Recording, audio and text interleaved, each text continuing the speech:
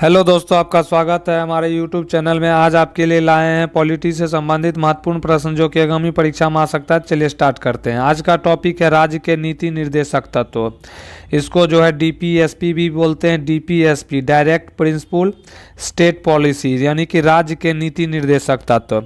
इससे संबंधित प्रश्न जो है यहाँ देखने को मिलेगा। तो पहला प्रश्न है, भारतीय संविधान में राज्य के नीति निर्देशक के सिद्धांत को सम्मिलित किया गया है।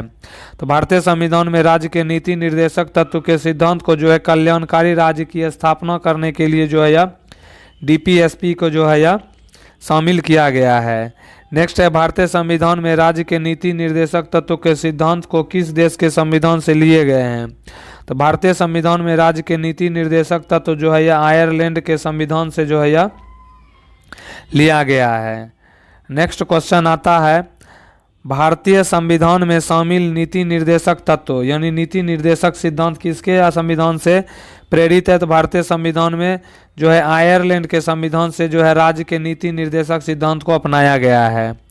नेक्स्ट है, भारतीय संविधान के किस भाग में भारत को एक कल्याणकारी राज्य के रूप में स्थापित करने की बात कही गई है। तो भारतीय संविधान का भाग जो है राज्य के नीति निर्देशक तत्व का सिद्धांत यानी भाग 4 में जो है डीपीएसपी को जो है कल्याणकारी राज्य के रूप में स्थापित करने की बात कही गई है। नेक्स्ट क्वेश्चन आता है इसमें, भारतीय संविधान के किस भाग में सामाजिक एवं आर्थिक लोकतंत्र को सुनिश्चित किया गया है। तो भारतीय संविधान का भाग जो है वह राज्य के नीति निर्देशक तत्व और भाग जो है भाग 4 में जो है सामाजिक और आर्थिक लोकतंत्र को सुनिश्चित करने के लिए कहा गया है। नेक्स्ट है, भारतीय संविधान नागरिकों के लिए आर्थिक न्याय किसके माध्यम से सुनिश्चित करता है। तो भारतीय संविधान के नागरिकों के लिए आर्थिक न्याय राज्य के नीति निर्देशक सिद्धांत के माध्यम से सुनिश्चित करता है।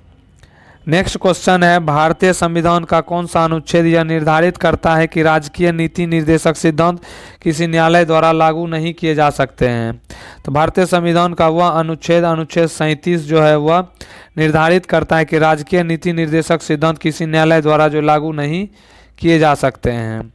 नेक्स्ट है, किस निर्देशक सिद्धांत पर गांधी जी के नैतिक दर्शन का प्रत्यक्ष प्रभाव है। तो वह जो है गोवध पर निषेध, गोवध पर जो है यानी गाय के वध पर जो निषेध गांधी जी के नैतिक दर्शन पर जो है प्रत्यक्ष प्रभाव है। नेक्स्ट है, हमारे संविधान में निदेशक सिद्धांत यानी कि राज्य के नीति निर्देशक तत्व जो है कानूनी अदालतों द्वारा अपरिवर्तनीय है, यानी कि इसको न्यायालय द्वारा परिवर्तन नहीं किया जा सकता है। नेक्स्ट क्वेश्चन इसमें आता है, संविधान का कौन सा भाग राज्य के नीति निर्देशक सिद्धांतों से संबंधित है। तो संविधान का भाग 4 कौन सा, तो भाग जो है 4 में जो है राज्य के नीति निर्देशक तत्व के जो प्रावधान को जो है सम्मिलित किया गया है।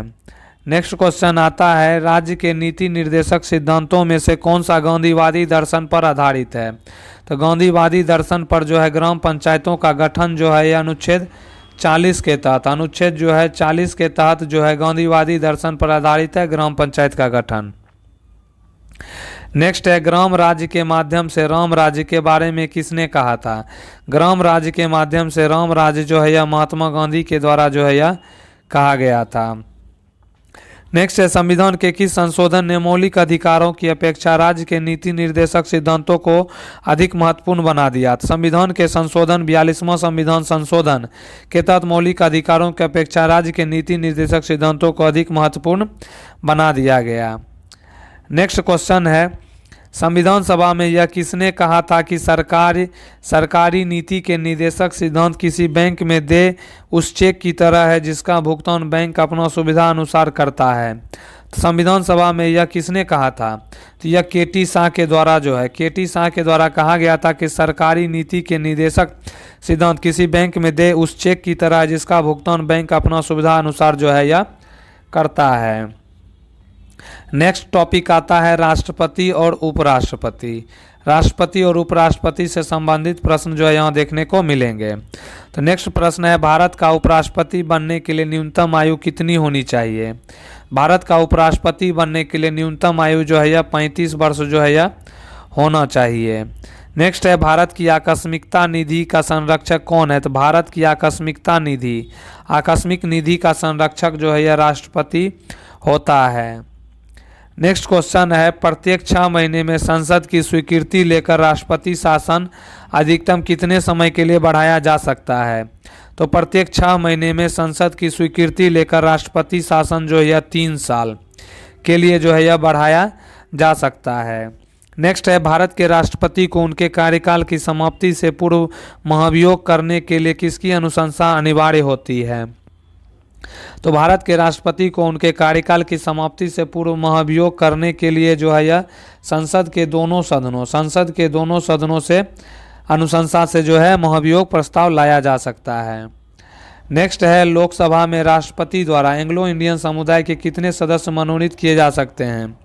तो लोकसभा में राष्ट्रपति द्वारा एंग्लो इंडियन समुदाय को जो है 2 एंग्लो इंडियन को जो है मनोनीत किया जा सकता है, लेकिन अभी संविधान संशोधन के तहत जो है इस प्रावधान को जो है हटा दिया गया है। नेक्स्ट है, राज्यसभा के लिए सदस्यों को नामित करने का अधिकार किसको है? तो राज्यसभा के लिए सदस्यों को नामित करने का अधिकार जो है यह राष्ट्रपति को है। किसको है? राष्ट्रपति को है। नेक्स्ट क्वेश्चन है, राष्ट्रपति के निर्वाचन में विवाद के मामले को किसके समक्ष प्रस्तुत किया जाता है? तो राष्ट्रपति के निर्वाचन में विवाद के मामले में भारत को जो है यह भारत के उच्चतम न्यायालय के समक्ष जो है यह प्रस्तुत जो है किया जा सकता है। नेक्स्ट है, भारत में सेनाओं के सर्वोच्च सेनापति से कौन संदर्भित होता है? तो भारत में सेनाओं के सर्वोच्च सेनापति से संदर्भित जो है यह राष्ट्रपति संदर्भित होता है। नेक्स्ट क्वेश्चन आता है, विदेशों को भेजे जाने वाले विभिन्न संसदीय प्रतिनिधि मंडलों के लिए व्यक्तियों का नामांकन कौन करता है? तो विदेशों को भेजे जाने वाले विभिन्न संसदीय प्रतिनिधि मंडलों के लिए जो है व्यक्तियों का नामांकन संसदीय कार्य मंत्रालय के द्वारा जो है यह किया जाता है। तो दोस्तों, कैसा लगा वीडियो? प्लीज़ इसको जो है लाइक करें, कमेंट करें और ज़्यादा से ज़्यादा जो है चैनल को सब्सक्राइब करें। नए हैं तो चैनल को सब्सक्राइब करें। वीडियो देखने के लिए आपका दिल से धन्यवाद।